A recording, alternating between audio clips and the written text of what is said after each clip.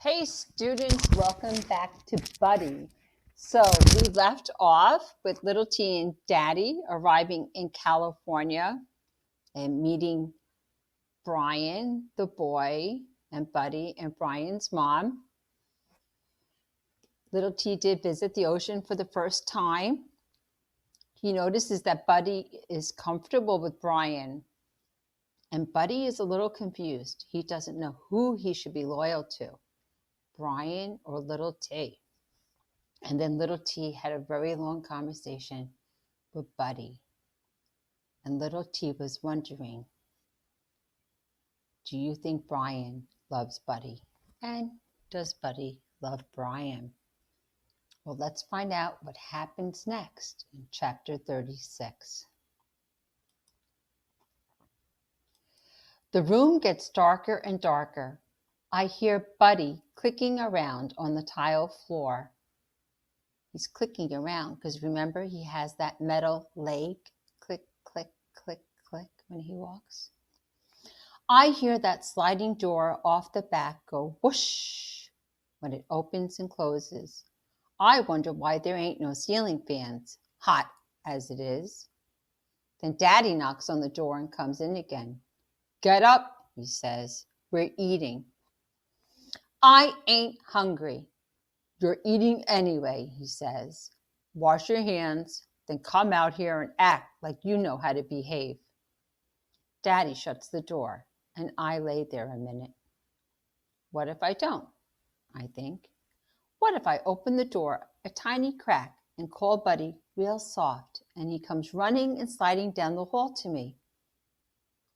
What if I pull him into the room and tell him, shh, shh, and his tail is thumping away while I'm rubbing the sides of his head and scratching up under his chin? What if I open that skinny little window and climb out and take Buddy with me, and we sneak around the house while they're all standing in the back around the grill? And then we sneak down that curvy street to the road where that side of the mountain is all caved in. And we keep climbing until we get to some woods, and then I tell my head to shut up. That's crazy thinking. What am I going to do all by myself in the woods of California with a three-legged dog?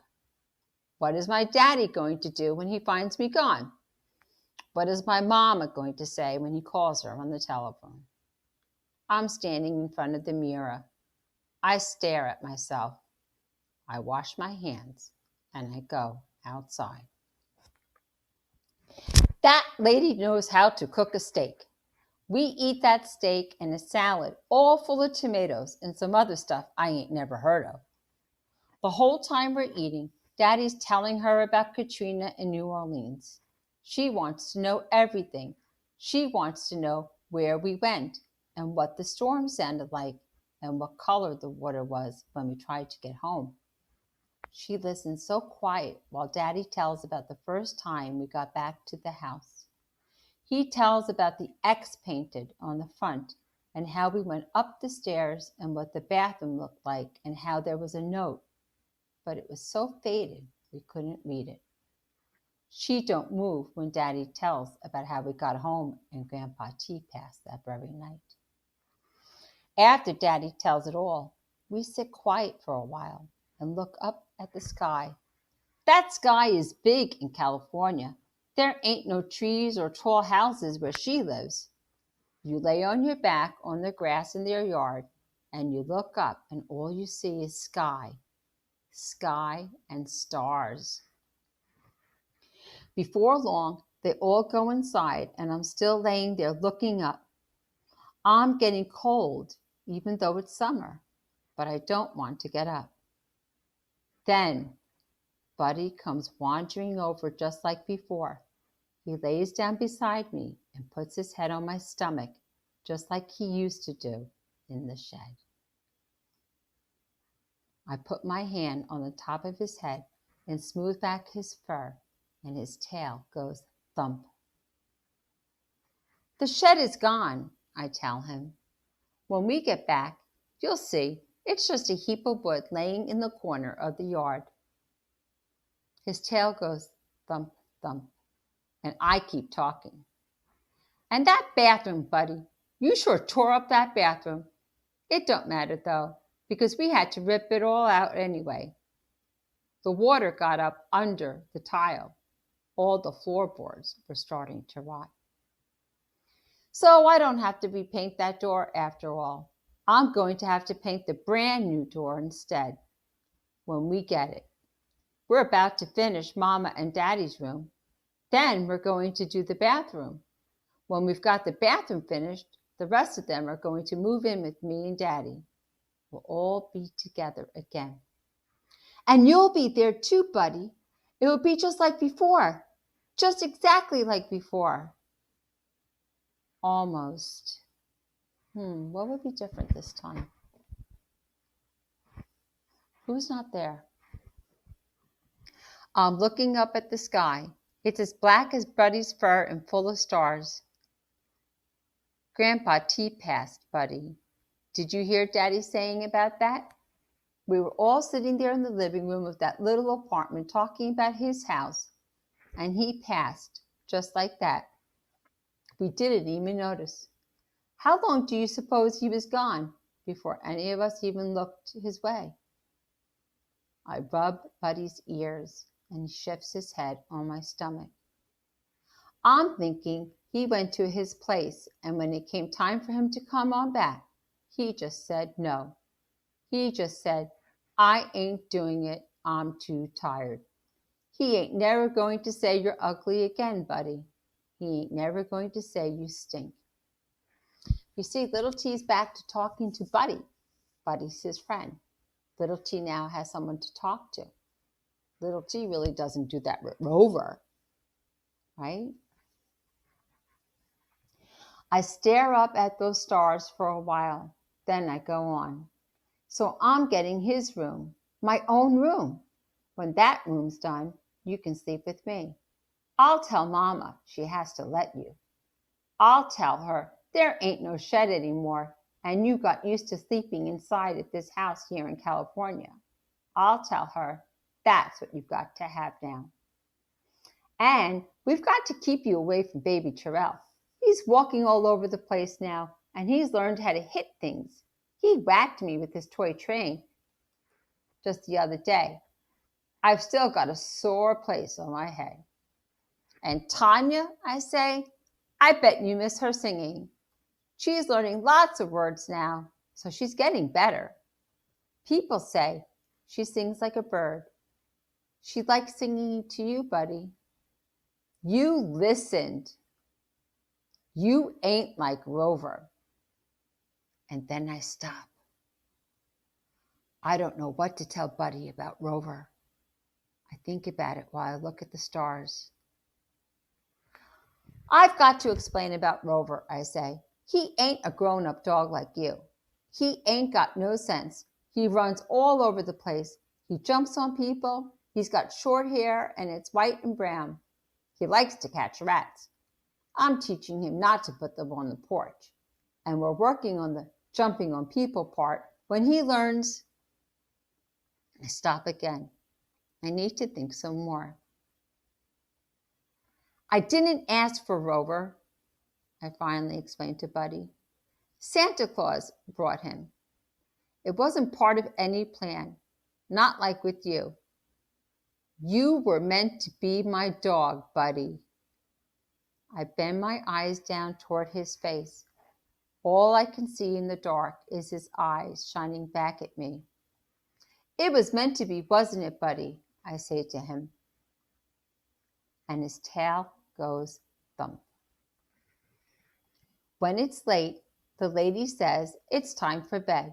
She says our plane don't leave until the afternoon, but there are all kinds of things we've got to do to get Buddy ready for his trip. We go inside the dark house, and Buddy goes clicking down the hall. I'm thinking he's going to the bed in our room now. But he goes in Brian's room instead. I follow him. Brian's already sitting on his bed. He helps Buddy up. Buddy curls up on one side. Brian looks up and sees me. Does he sleep with you every night, I say? Brian nods. What about that big old dog bed? Brian shrugs. He likes my bed better. I watch Buddy shift his head a little on his paws. Brian reaches out a hand and smooths Buddy's head. Then he turns and looks at me. I would never leave Buddy, he says. Never. No matter what, I would die first. See? That's what Brian tells little T. I would never leave Buddy. He said never, no matter what, I would die first. Brian doesn't really understand, does he? About the hurricane. I spin around and go in our room and slam the door. That's the longest night I ever lived in my life. I can't go to sleep for thinking. I want to go in Brian's room and smack his face. I want to sneak out the door and disappear. When I finally go to sleep, all I can dream about is Buddy in that room, snuggled up against that white boy who stole my dog. Daddy shakes me awake before light. He says to wake up. There's a problem. He don't move off my bed. He sits there listening. I'm listening too. The sounds in the house ain't right. Somebody's choking. There's a bang on the floor, and then Buddy's paws go click, click, click down the hall. Daddy stands up and opens the door real quiet. He's peering this way and that. Then the lady's bedroom door slams back, and she comes tearing down the hall and whips into Brian's room with Buddy limping behind her. Brian, she's saying, Brian!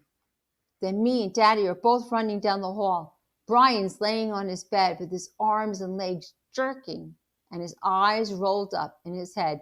Sweet Jesus, Daddy says. It's a seizure, the lady says real fast. He gets them. And Buddy tells me. See, Brian has epilepsy and he gets seizures. And when Brian has a seizure, Buddy alerts the mom. And then the mom goes and she takes care of Brian. So Buddy is taking care of Brian. She sits down beside him. She's singing at him like he's a baby. It's okay now, she's singing. Mommy's here, sweetheart. It's okay. Brian keeps on jerking.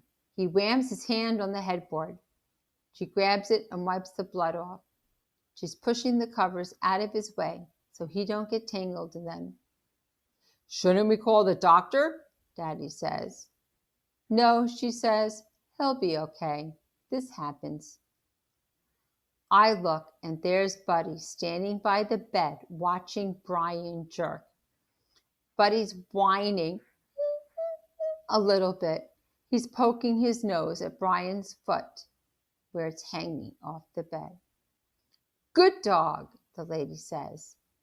And then Brian's still. He turns his eyes to his mama like he's exhausted. It's okay, she says. Go on to sleep now. You're fine. She helps Buddy climb back up on the bed, and he snuggles up next to Brian. He licks Brian's face and rests his head on Brian's stomach. Brian puts his hand on Buddy's back and closes his eyes. Buddy looks up at us and blinks. The lady stands up and we all go out. She shuts off the light. He'll sleep now, she says. She looks at Daddy and tries to smile. Good night. Thank you. Me and Daddy go back in our room. We climb back in our beds. We lay there in the dark, waiting for the light. Wow. Okay, so we learned that Brian has epilepsy, that he has seizures, that Buddy alerts Brian's mom when he has a seizure in the night. Remember, I spoke to you throughout the book. Remember that Buddy has a protective nature. protected the birds. He protected baby Terrell from the rat. And now he's protecting Brian. So we're approaching the last chapter. What do you think? Does little T let Brian keep Buddy? Or does little T take Buddy back to New Orleans? Let's look at chapter 36 notes. The setting is Brian's house. Little T has another long conversation with Buddy, catching him up on the events that he missed, and Buddy just listens. We learn that Buddy sleeps with Brian every night. Buddy alerts Brian's mom that Brian is having a seizure. And then Brian tells little T that he would die first before ever leaving Buddy. Here's the quote. "I would never leave Buddy," he says. "Never, no matter what, I would die first." Stop and jot. Do you think Brian truly understands why? Here it is, why little T had to abandon Buddy? Explain. And that's it. We've done 36 chapters. We're almost at the last chapter. And I want to thank you all for joining me on this journey with Buddy and little T.